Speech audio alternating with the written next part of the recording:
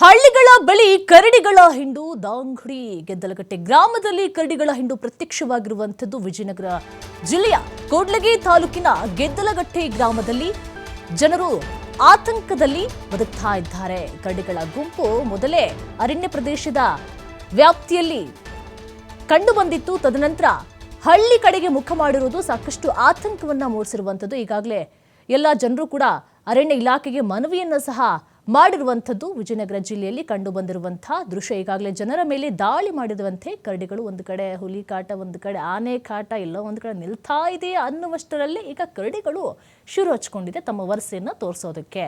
ಈಗಾಗಲೇ ಜನರ ಮೇಲೆ ದಾಳಿಯನ್ನ ಮಾಡಿರುವಂತಹ ಕರಡಿಗಳು ದೃಶ್ಯಾವಳಿಗಳು ಸಹ ನೋಡ್ತಾ ಇರಬಹುದು. ಎಲ್ಲವೂ ಸಹ ಮೊಬೈಲ್ ಫೋನ್ನಲ್ಲಿ ಕ್ಯಾಪ್ಚರ್ ಆಗಿರುವಂತಹ ದೃಶ್ಯಗಳು.